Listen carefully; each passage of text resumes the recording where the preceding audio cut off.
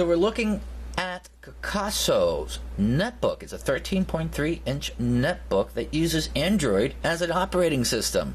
And, well, I'll be sincere, I really do love this thing. There is one big drawback, though, which I'll get to in a moment. First thing is, Amazon only allows me 10 minutes for these video reviews, and there's so much I would love to show you about this netbook. However, due to time constraints, I have to try to keep as short as possible.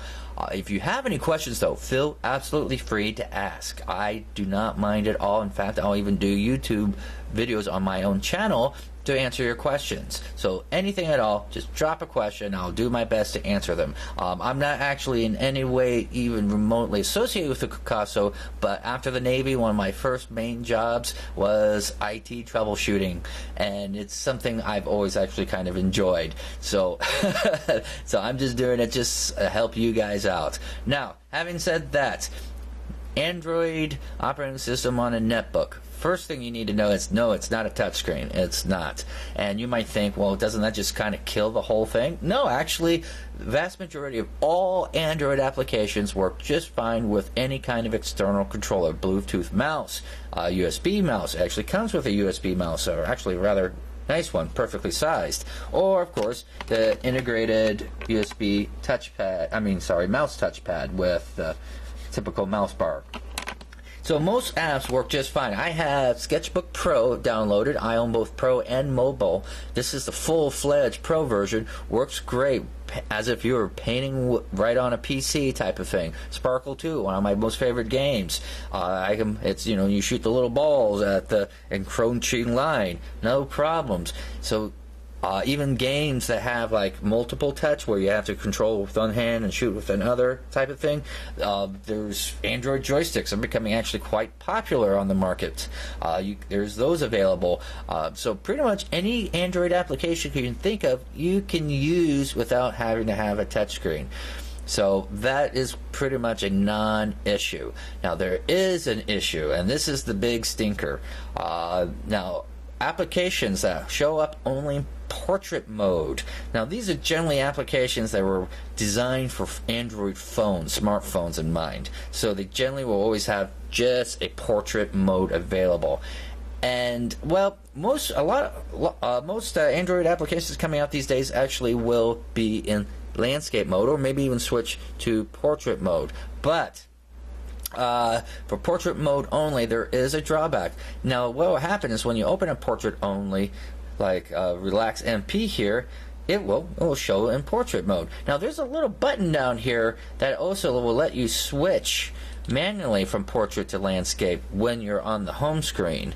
What this will allow you to do, and this is not a deal killer, is you can you can actually, let's say, hit the home button real quick, and if you come down here, it will actually switch it to, portrait mode. Now, what you can do here is, of course, set your netbook on its side. It is very lightweight. My mother has an Asus netbook that's like twice as heavy as this. It's very lightweight, so you can easily set it on the side and use portrait only applications with no problem. So this isn't a deal killer. The issue that you need to realize is, first, all the ports are on that side. So, I've got the USB mouse plugged in, but if I wanted to set this on the side, well, I can't use this because this is in the way. They should have actually kind of made it the other direction. So, you can flip it on that side and still use a USB mouse. So, for portrait-only applications, such as my Relax MP, well, here's the problem, is that when you're facing it in this direction, looking landscape, but it's a portrait, well, the mouse also changes orientation. So when you go up, it goes sideways. When you go sideways, it just goes up because it's following the same orientation. So trying to work applications in portrait mode while looking in this direction is a bit of a hassle.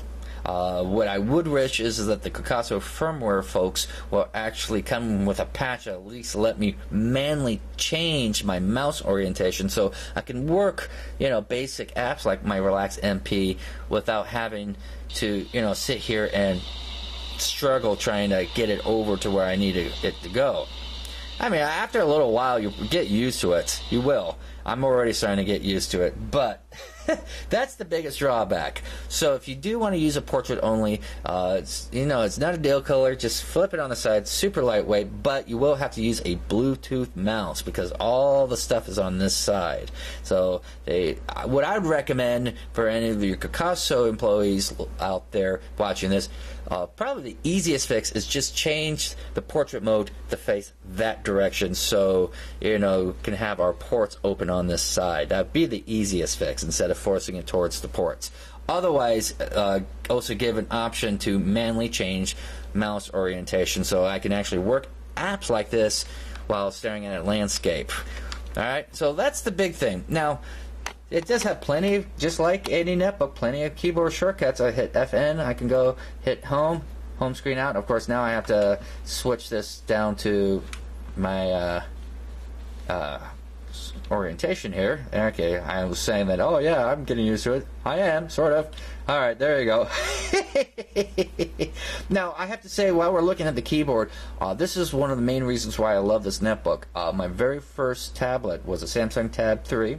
And I did a lot of typing on it, a lot of typing. I loved it. It was mobile. I could keep it on my lap. But I actually quickly learned I hated typing on the touch keyboard. I really do. I'm a touch typer. Not necessarily a speed typer, but I am a touch typer, and there's no tactile response to the flat screen keyboard. I did get a Android keyboard, a Bluetooth keyboard, but it just wasn't the same. It really wasn't. It's flimsy, what have you. It doesn't have the stability.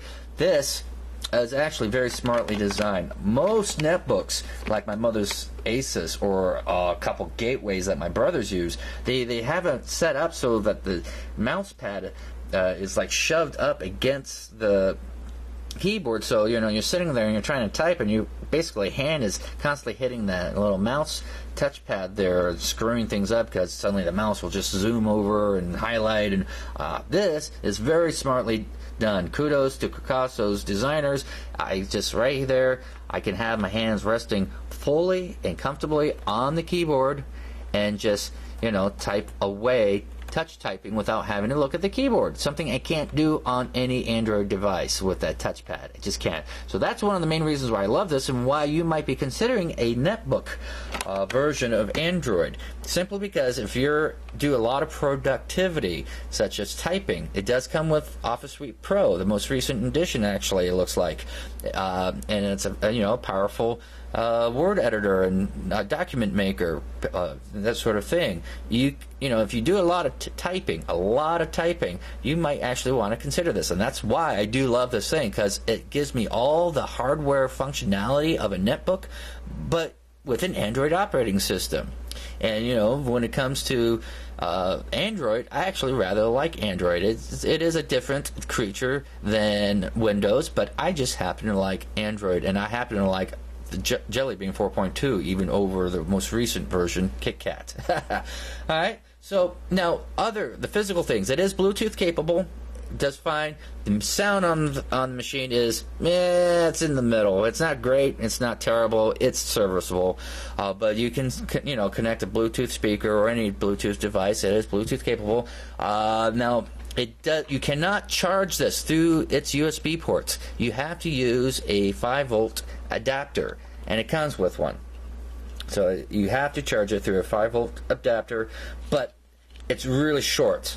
They really should have made it a lot longer. However, if you want to charge the netbook up through the USB, through a USB port like a battery or a USB hub, this is what I do. It's a USB to 5-volt adapter. Works great. They're available on Amazon. It's actually kind of cheap too. And I have this plugged through a port, this into here, and charges up fine. So that works.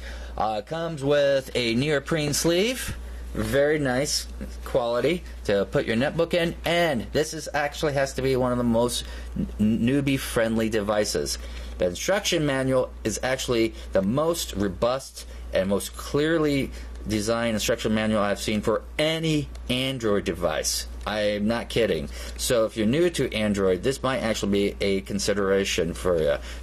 Just based on the manual that comes with it, is the best one I've seen.